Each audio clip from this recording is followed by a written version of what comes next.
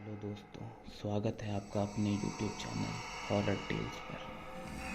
आज की कहानी सुनकर आपका भूत प्रेत पर और विश्वास हो जाएगा। आज की कहानी भूत प्रेत पर आधारित है। विराट और रवि कॉलेज की कैंटीन में अपने रहने के बारे में बात कर रहे थे। उन दोनों को कम पैसे में एक सस्ता फ्लैट चाहिए होता है ताकि वह रहकर अपने कॉलेज की पढ़ाई पूरी कर सके। उनके ही पीछे चाय पीते हुए कॉलेज का पियोन उनकी बातें सुन रहा था। कॉलेज का पियोन चाय के कप के साथ उनकी टेबल पर आके बैठ जाता है और बोलता है कि देखो, तुम्हारी समस्या का हल मेरे पास है, पर उसमें एक खतरा है। रवि बोला, कैसा खतरा? विराट तभी बोलता है, हमारी अभी की मुसीबत से ज़्यादा बड़ा नहीं होगा। पियन बोलता है, ठीक है तो सुनो, हमारे कॉलेज के पीछे एक बड़ा सा पुराना घर है। उस घर का मालिक उस घर को बिल्कुल सस्ते में देने को तैयार है, और उस घर के बारे में एक दिक्कत है। वहाँ उस घर में 5 साल पहले अपने ही कॉलेज की एक लड़की रहती थी, और उसी घर में उसने अपने आप को जलाकर आत्महत्या की थी। मरने के बाद उसका अंतिम संस्कार तो हुआ, पर लोग कहते हैं उसकी रूह आज भी वहाँ मौजूद है। कई लोगों ने उसे वहाँ देखा भी है। उस घर का मालिक इसी वजह से वो घर किराए पे नहीं दे पाया। इतने में रवि और विराट दोनों एक स्वर में, हमें चलेगा। विराट बोला, वैसे भी यह भूत प्रेत कुछ नहीं होता। तभी विराट की बात काटते हुए रवि बोलता है, चलो हमें वह घर दिखा दो। पियोन उन्हें दोनों को मकान मालिक के घर ले गया, जो उस भूतहा घर से 10 मिनट की दूरी पर एक लकड़ी के मकान में रहा करता था। मकान मालिक सुबह 10:30 बजे ही नशे में था। उसने रवि और विराट को सिर्फ एक शर्त में किराए पर देने का तय किया कि वह दोनों अगर बीच में छोड़कर जाना चाहेंगे तो उनको उनके पैसे वापस नहीं मिलेंगे। उन दोनों ने बिना सोचे समझे पैसे देकर घर की चाबी ले ली। उसी दिन दोपहर में उन्होंने अपने घर से लाया हुआ सामान घर में रख दिया। वह घर काफ़ी बड़ा था।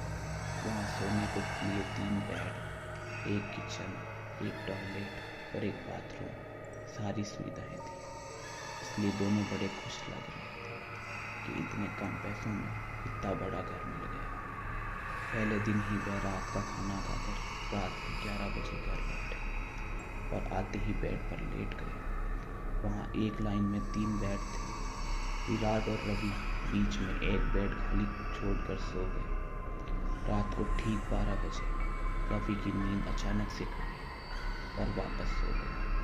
रवि को ऐसा लगा जैसे किसी ने उसका गला घोटने की कोशिश की है।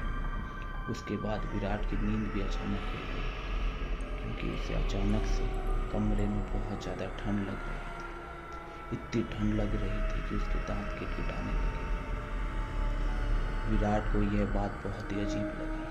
उसने यह देखने के लिए कमरे की लाइट ऑन की तो तीसरे बेड पर रवि मस्त एकदम शर्ट खोलकर पंखे की हवा खाकर सो रहा था। मेरे कहने का मतलब है, पंखे की हवा में सो रहा था।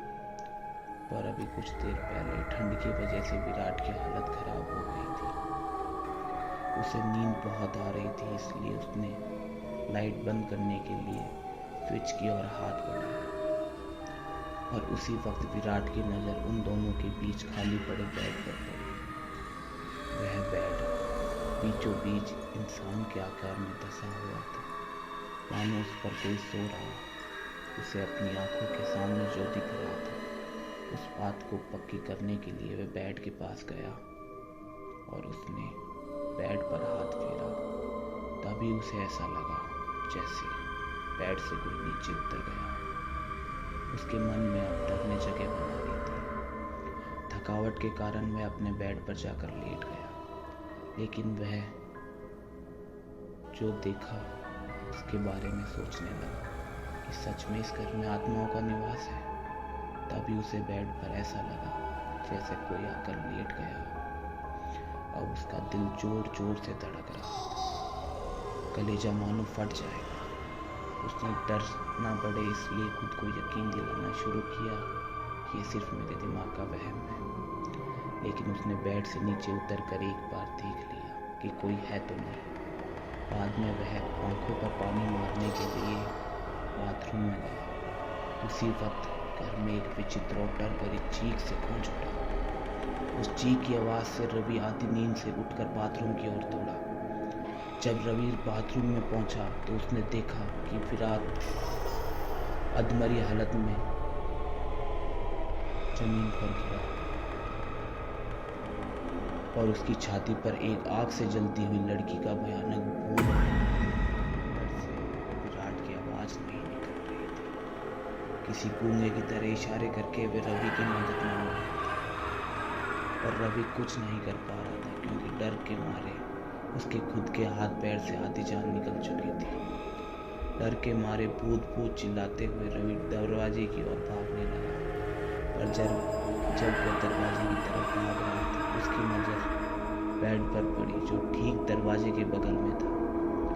बेड पर नज़र पड़ते ही उसके दरवाजे की तरफ बढ़ते कदम धीरे धीरे रुक गए क्योंकि जो दृश्य उसने देखा उस पर यकीन नहीं हो रहा था। लाइट की तेज रोशनी चमक रही थी, पंखा भी तेज चल रहा था।